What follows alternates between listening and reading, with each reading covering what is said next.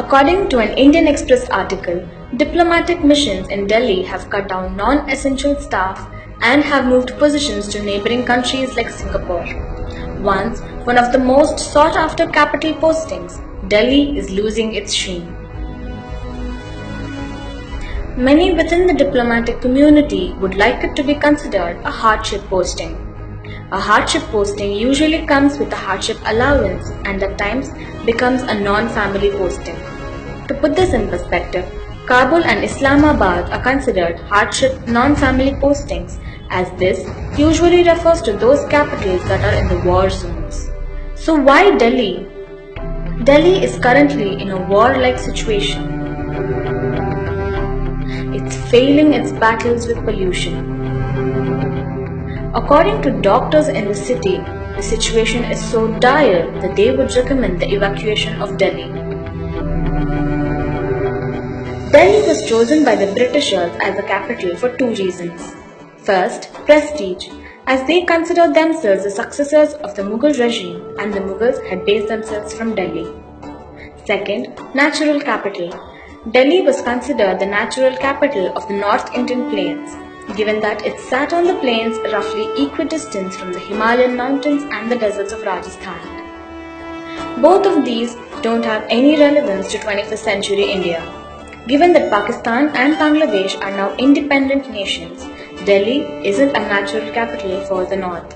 And given that we are 160 years from the fall of the Mughal Empire, the prestige of the Mughals isn't as relevant to modern India. Recently, some countries have moved part of their capitals to other places. For instance, Malaysia has moved its administrative branch to Putrajaya from Kuala Lumpur, and South Korea's de facto administrative center is now Sejong City and not Seoul. Thus, there are different ways to go about this. We can build a capital more centrally located. For instance, India's center today is perhaps in and around the Vidarbha, southern Madhya Pradesh and Chhattisgarh region. Or, we can move parts of the administrative sections to different cities. For example, South Africa has 3 capitals. Pretoria is its executive capital, Bloemfontein its judicial capital and Cape Town its legislative capital. Indian kingdoms before independence also had more than one capital. The Mughals worked out of 3 capitals, Lahore, Delhi and Agra. The British East India Company had 3 nodal points even though one was proclaimed the official capital, Calcutta, Bombay and Madras. The modern Indian state perhaps doesn't need 3 capitals, but moving the administrative sections from Delhi to a town more centrally located might help freeing up Delhi from the workload of the government workers. Considering that traffic is the biggest source of pollution, moving the government institutions out of Delhi might even help reducing some parts of Delhi's pollution, though the overall battle will remain. Finally, there is also an argument for a capital based out of the south. South India contributes 30% to the national tax revenues. Delhi also remains far too removed culturally from the rapidly industrializing south. What will happen to Delhi if the capital moves out of there?